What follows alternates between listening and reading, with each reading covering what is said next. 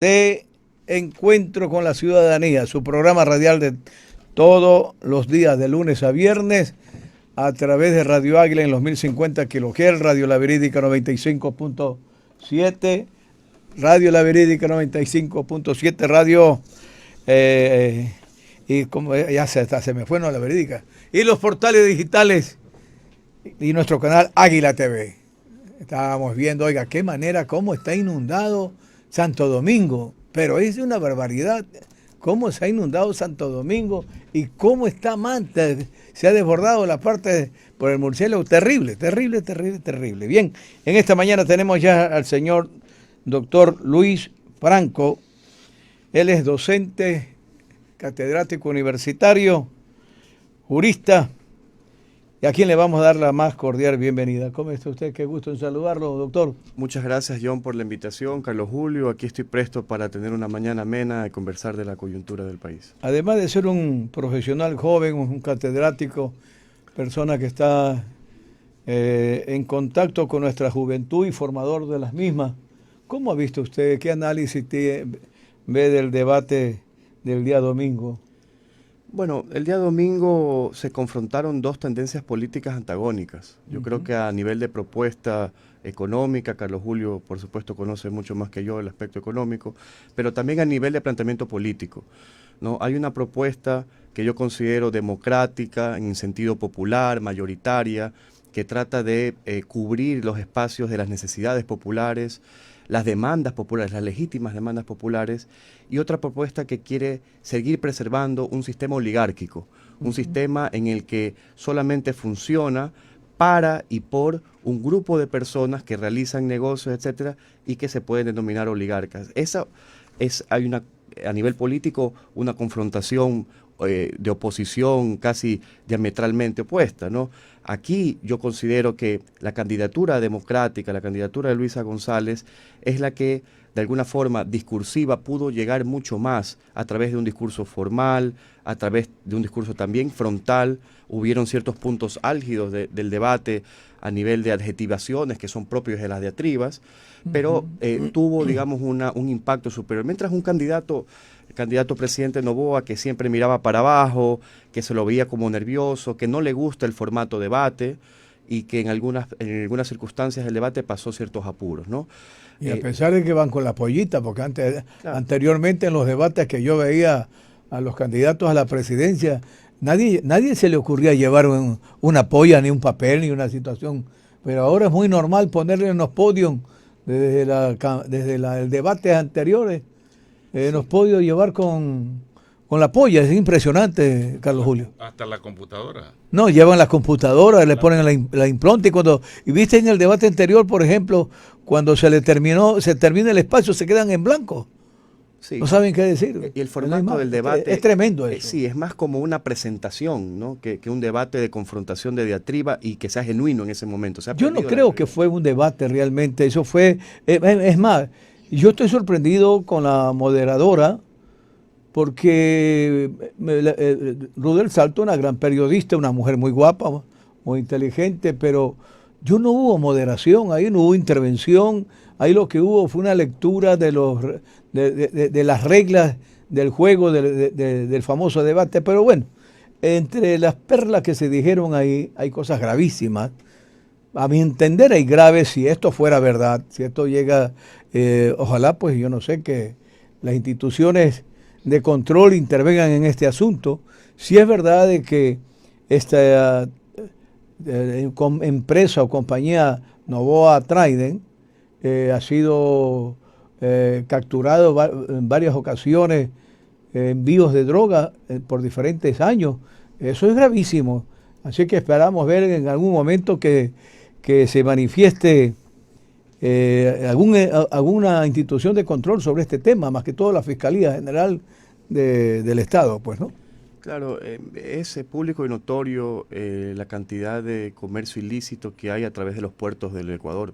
Guayaquil se ha convertido un puerto de salida para las grandes cantidades de droga que llegan a los puertos de Rotterdam, a Europa, etcétera. Han habido en los últimos años cargas y decomisos históricos, de tonelajes históricos. No, eso está claro. Es más, el Ecuador muy penosamente además de ser un país de tránsito, es de exportación de droga, que el 70% de la droga, dicho por el embajador o cónsul italiano, más del 70% sale por nuestro puerto, y eso es gravísimo, que es una bofetada a las autoridades de control. ¿Cómo que no se puede poner un control si sabe que son en los puertos donde se infectan los containers? Eso es terrible. Pero bien, entre esos dimes y diretes también había algo de unos famosos chats que han salido del ex consejero Verduga, donde también está de alguna u otra forma salpicado, sale el nombre de su señor padre, el doctor Eduardo Franco, un catedrático, un hombre de una trayectoria realmente de mucha data y de mucho prestigio. ¿Y qué hay de sí en esto? ¿Cuál es la acusación que se presenta? ¿O esto es un escándalo electorero? ¿O realmente qué es lo que hay atrás de esto? Sí, claramente es parte de la criminalización que se hace a opositores políticos de cara a una campaña electoral. A los consejeros se los acusa de una asociación ilícita. Ajá. Habría que preguntar dentro de esa asociación quiénes constituyó la asociación, cuáles son los delitos que quisieron cometer, etcétera, cuando en efecto han adoptado decisiones institucionales, cuando cambió la correlación de fuerzas del Consejo de Participación Ciudadana, cuando entró Franco Lor e hizo otra mayoría. Que no tuvo ni un mes. Ni un mes en el cargo, y que de alguna Impresionante, forma, ¿no? claro, cambió, digamos, la mayoría del Consejo de Participación Ciudadana, que fue incómodo al poder. Entonces ahí vinieron no solo las denuncias penales, sino también se activaron las denuncias a nivel del contencioso electoral. Finalmente fueron destituidos. Se activaron denuncias a través de la Fiscalía, 2 denuncias, particularmente incumplimiento de funciones. Pero al estilo Flash. Al estilo Flash, o sea, en menos de 2 semanas mi padre estaba denunciado a nivel penal, a nivel contencioso electoral, a nivel constitucional, acciones de protección, o sea, una incomodidad frente al poder. Y en efecto, esto se ve reflejado en la audiencia de formulación de cargos, que sin ningún elemento de convicción, sin ninguna, como se dice vulgarmente, prueba fehaciente de algún chat en que mi padre haya escrito de forma indebida, en el que se pueda inferir el supuesto cometimiento de un delito, absolutamente nada. El querer posesionar al doctor González, ¿no era hacer una justicia? Mire, a nivel jurídico... Porque él fue posesionado, él estuvo ya en funciones. Fue posesionado, hizo actos de funciones y tuvo la acción de personal. Por eso le digo. Y tuvo derechos preexistentes de los que tuvo después von Buchwald en un concurso posterior.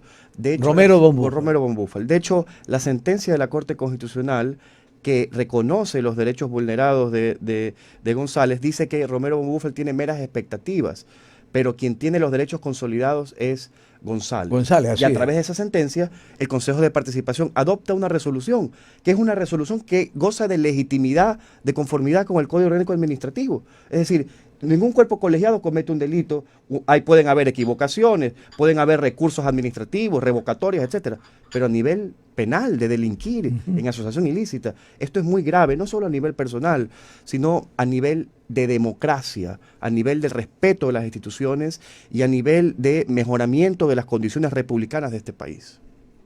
¿Qué se está presentando ante el mundo como la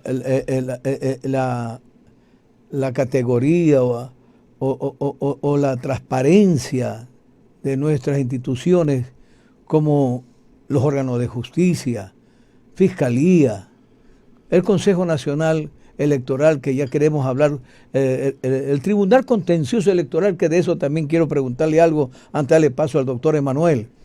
¿Qué se quiere presentar ante el país? Instituciones que están sujetas a las órdenes que emane el Ejecutivo, el presidente que esté de turno en el Ejecutivo, ¿es lo que estamos entendiendo? ¿O la acción que hizo la Fiscalía es una acción correcta? Mire, el Ecuador, de acuerdo a algunos informes internacionales, está categorizado como uno de los peores sistemas de administración de justicia. Qué tristeza. Esto lo dicen organismos objetivos que de alguna forma ven las cosas desde afuera. Y en este escenario, la Fiscalía General del Estado, como órgano auxiliar de la función judicial, tiene un papel protagónico, pero estamos viendo que es súper diligente en perseguir a sus opositores políticos, mientras los villanos, mientras los narcotraficantes, mientras los asesinos del día a día están campando en nuestro país. Enero y febrero han sido los meses más violentos de la historia del Ecuador en comparación con años anteriores. Entonces esto nos debe de causar una repulsa del ciudadano de pie, porque están interesados en la politiquería, están interesados en la persecución, para eso son bien diligentes. Por ejemplo, en el caso de asociación ilícita, ellos el martes pasado ponen el delito de asociación ilícita y al día siguiente empieza la audiencia de formulación de cargos. O sea que en menos de un día investigaron el delito de asociación ilícita, teniendo un año para investigar. Pero claro, tenían que sacar los chats antes de la campaña para tener material de la campaña electoral. Era para el debate. Para el debate. Entonces, fíjese usted, son calculadores a nivel político. Ahí sí hay un plan, un proyecto. Todas las funciones del Estado, claro. Pero a nivel de política criminal, para mejorar la calidad de la seguridad ciudadana, ahí son blandos, ahí no dicen nada. Antes de darle paso, que me imagino que usted, más que como jurista, como hijo, se haber sentido el dolor que muchos amigos, yo soy amigo de su padre, y lo digo públicamente, es más, reconozco en él una trayectoria de tantos años que lo conozco, no solo como jurista, un hombre correcto, recto, sino como catedrático. Pero bueno, así son las circunstancias que pasan. Recientemente se acaba de suspender o sancionar a la señora vicepresidenta de la República, Verónica Abad. Con esto la acaban de neutralizar porque dice que es inapelable esta sentencia que le hace el Tribunal Contencioso Electoral. Le pregunta a usted, que me hubiera gustado hacer esta pregunta a su padre, pero usted es igual en su conocimiento. Este terreno que ha incursionado el Tribunal Contencioso Electoral, ¿es legal? ¿Él está actuando bien en ese terreno? ¿Es legal? Mire, él puede actuar, porque que yo tengo entendido, solamente puede de suspender o sancionar la Asamblea Nacional, o estoy equivocado, un presidente o un vicepresidente. Mire, el Tribunal Contencioso Electoral hace mucho tiempo está sirviendo para los intereses de Carondelet. Destituyen autoridades de elección popular como si fuera algo normal, como si fuera algo que no maneja ningún tipo de opinión en contrario. Y esto, de conformidad con criterios de la Corte Interamericana, es totalmente condenable, porque los derechos de participación son sagrados. Una autoridad de elección popular no puede ser destituida, salvo las causales que establece la Constitución de la República y la ley. En el caso de la vicepresidenta... Usted está hablando de Yantope, por ejemplo. Claro, imagínese usted. En el caso de la vicepresidenta de la República, lo que han hecho es suspenderle los derechos políticos. Así. Para, de acuerdo al gobierno, alegar de que no puede entonces, al no tener derechos políticos, suceder en la línea presidencial. Así es. Algo que es una falacia, porque una cosa es la suspensión de los derechos políticos y otra son la destitución del cargo. La destitución está reglamentada por la Constitución de la República con las causales estipuladas que son las mismas para el presidente de la República. Y la vicepresidenta no está destituida, es vicepresidenta, sin derechos políticos, algo que es también una locura, pero bueno, así lo han querido los jueces del Tribunal Contencioso Electoral para que no suceda. A mí me parece que en estricto derecho la suspensión de derechos políticos no es propiamente destitución. Entonces sí podría suceder igual a la vicepresidenta. Pero ellos hacen interpretaciones antojadizas. ¿Qué hubiera pasado si hubiera sido al revés? Bueno, en el caso de que hubiera habido destitución... que hubieran suspendido al presidente. Imagínese usted, John, es que estamos viviendo tiempos muy difíciles en el que yo he publicado en redes sociales, existe una dictadura de los jueces electorales. Fíjese usted que los jueces del Tribunal Contencioso Electoral destituyen a los miembros del Consejo de Participación Ciudadana, que son electos popularmente. ¿Por qué? Por una simple denuncia. Vamos a escuchar, doctor Carlos Julio Manuel. Yo no sé si Carlos Julio algún día ha visto en algún país del mundo que una ministra sancione a un vicepresidente. Bueno, sus preguntas, mi querido doctor. Lo que bienvenido. pasa, bien, en primer lugar, buenos días a Luis Eduardo, y ciertamente expreso aquí a través de estos medios mi solidaridad con lo que ha acontecido con su padre, Eduardo Franco Lor, porque considero que es un atropello, y habiendo yo también sido años atrás víctima de una persecución política utilizando a la justicia en tiempo récord, de presentar un dictamen fiscal el mismo día que se presenta el dictamen fiscal, hay ya formulación de cargos, hay suspensión de derechos, previsiones preventivas. Como yo lo viví, yo sé lo que es eso. Y ciertamente estoy en contra de eso. Y estoy en contra porque eso es uno de los gravísimos problemas que tiene el Ecuador, por el cual no va a poder desarrollarse. No me gusta usar la frase salir adelante, porque uno sabe qué quiere decir salir adelante. Desarrollarse y crecer y poder dar satisfacción a todas las necesidades de los ecuatorianos. Grave error eso de criminalizar hechos meramente administrativos. No se pueden criminalizar hechos administrativos, por eso hay normas para tratar eso. Pero cuando esto ocurre es porque funciona un término que aquí no le gusta a algunos periodistas usarlo, pero que es real, es el lawfare. El lawfare es la utilización del poder político para, influyendo en la administración de la justicia, perseguir a personas que le son de alguna manera incómodos para el desarrollo de un gobierno, para la política de un gobierno. Yo he entrevistado aquí, conjuntamente con John Copiano, al señor ingeniero Raúl González hace algún tiempo. Lo entrevistamos antes del proceso, lo invitamos después del proceso y más recientemente cuando hubo esa sentencia de la Corte Constitucional. El señor González, señor ingeniero González, fue nombrado por el Consejo de Participación Ciudadana después de un proceso de selección. Se le entregó su nombramiento, se posesionó ante la Asamblea, estuvo en la superintendencia de bancos, se sentó en la silla del superintendente, le dieron acción de personal, le dieron las claves, y después de eso, hay que decirlo también con nombre y apellido, al señor Guillermo Lasso Mendoza, expresidente de la República, se le ocurrió que pese a haber estado en la terna ya no le gustaba, y entonces ordenó, aquí viene el problema de la falta de independencia de los poderes, ordenó al Consejo de Participación Ciudadana, a nuestro amigo también, Hernán Ulloa, que dé marcha atrás a este proceso, lo cual era improcedente, no podía hacerse, pero lo hicieron. Como dice el vulgo, lo desnombraron, no existe esa palabra, lo desnombraron. La pregunta que uno tiene que hacerse es ¿por qué este tipo de cosas ocurren? ¿Por qué le era incómodo el señor González a la banca? ¿Será porque el señor González había anunciado que él se iba a hacer una fiscalización estricta de lavado de activos, de lavado de dinero? Porque hemos escuchado al presidente de la República decir... Tocó una palabra prohibida. Bueno, pero hemos escuchado al presidente de la República decir que en el Ecuador se lavan 30.000 millones de dólares. ¿Dónde se lavan? ¿En Martinizing? ¿En algún otro sitio de limpieza de ropa? No, pues se lava en la banca. Entonces yo creo que hay que hablar las cosas como son. Ahí está el problema.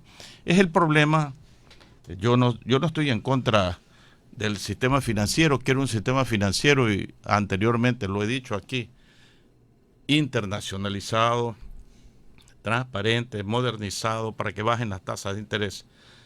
Pero soy opuesto a los monopolios y lamentablemente pues tenemos un sistema financiero que tiene carácter monopólico. En economía decimos es oligopólico porque son 5 o 6 bancos. Entonces, sobre esto le pregunto a Luis Eduardo, ¿cómo hacer para que esto cambie, ¿no? Y tampoco es que esto es endémico o atribuible solo al Ecuador. Yo soy una persona muy interesada en la política internacional también y pude ver cómo en Estados Unidos también se le aplicó lawfare a Donald Trump. Yo lo vi. Bueno, finalmente el pueblo americano se dio cuenta que pese a que lo condenaron de 40 cargos de no sé qué cosa, el pueblo americano dice, no, esto es una falacia, esto es una falsedad, y lo nombraron presidente de la República a Donald Trump. ¿Cómo hacer para que estas cosas cambien en el Ecuador?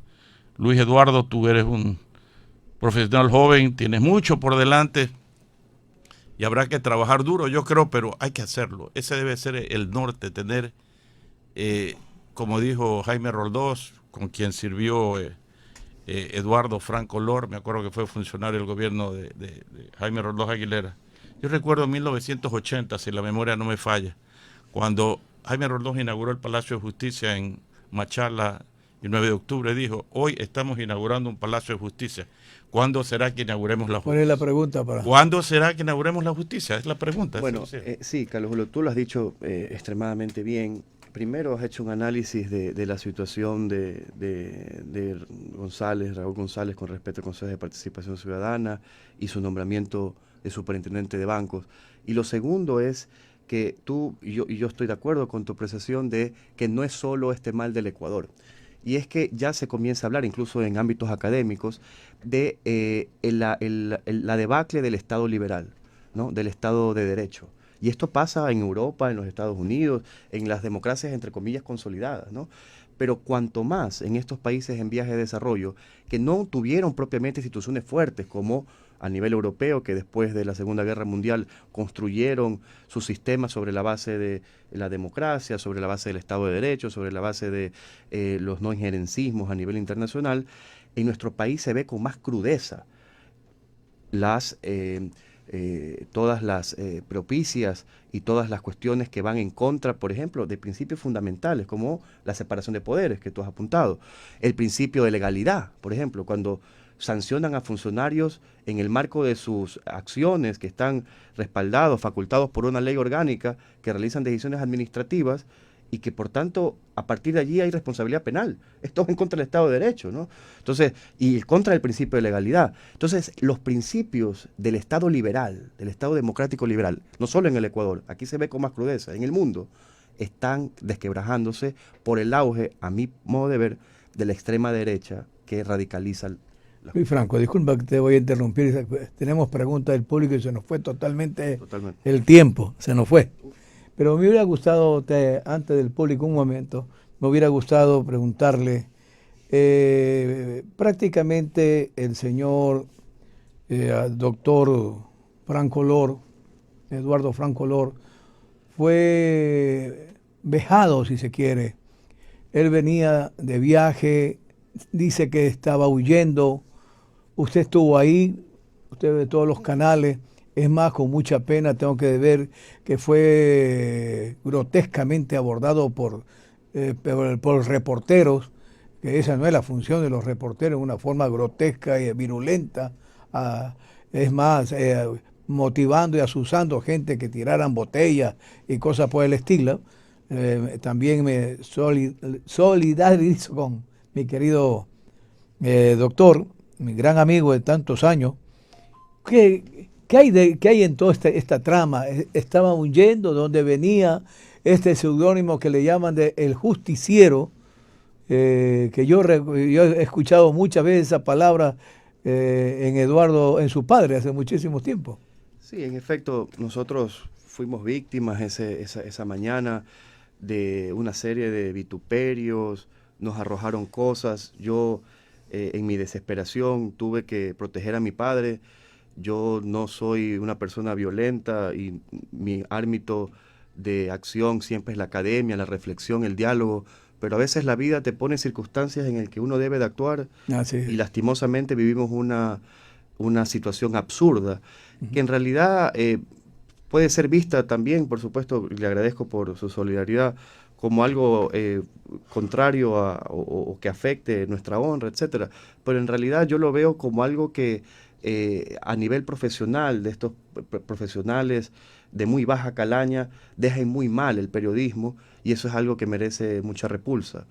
Yo considero que esto le hace mal al país y retrata una cara de odios y de bajeza a nivel profesional que como académico que soy me da mucha lástima, más allá de las cuestiones personales que quizás uno puede sentir y que me la guardo en el foro interno.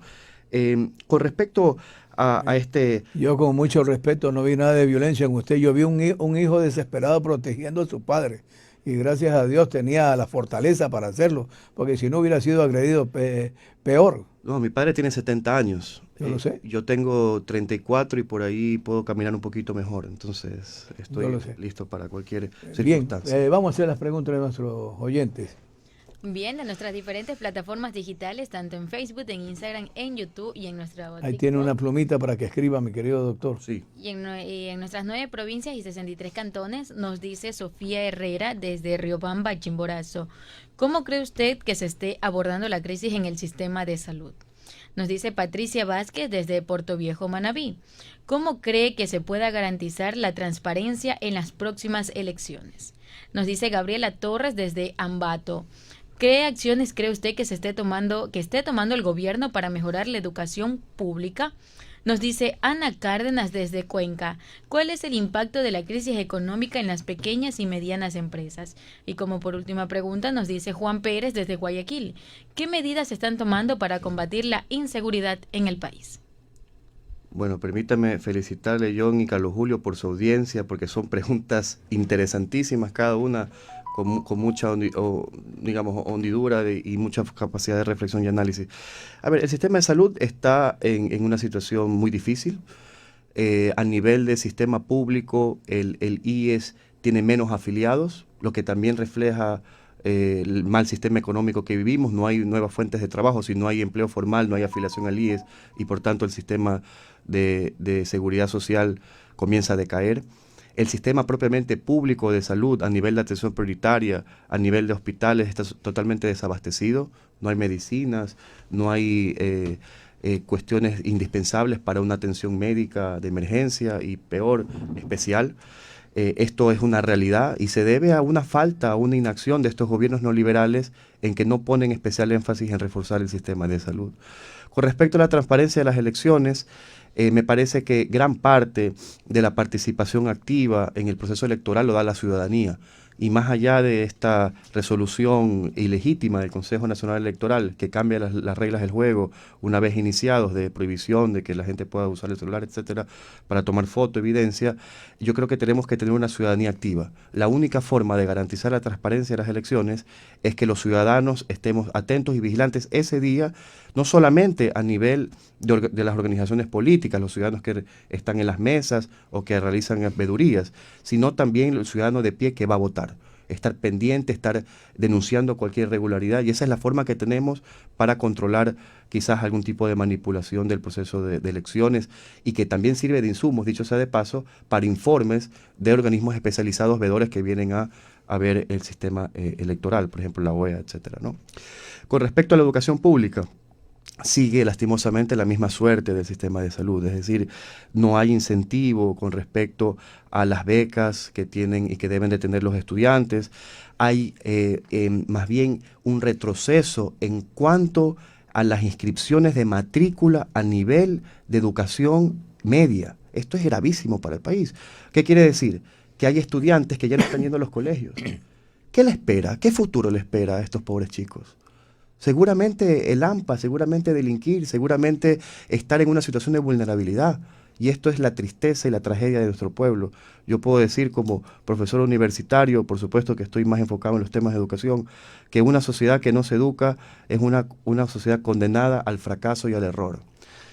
Con respecto a las crisis de las pequeñas y medianas industrias, sigue de igual forma un sistema económico que trata de privilegiar principalmente los negocios de unos cuantos. No hay estímulos, no hay microcréditos, no hay propiamente financiamiento. Fíjese usted que una de las principales recetas económicas que pretende implementar Luisa González es traer los fondos de la reserva para poder estimular la economía, para poder generar empréstitos y de esta forma tratar de dinamizar y que puedan tener la pequeña y mediana industria, a nivel agrícola, a nivel de la producción, a nivel de economía real. Yo me ruborizo un poco hablar de economía, viéndolo a Carlos Julio, semejante eminencia en economía, pero quizás tú puedes, Carlos Julio, decirlo en palabras más técnicas.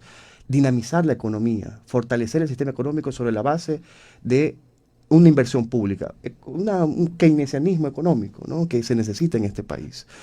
Y bueno, esto muy rápidamente lo que puedo responder a estas preguntas muy importantes que realiza tu audiencia, John.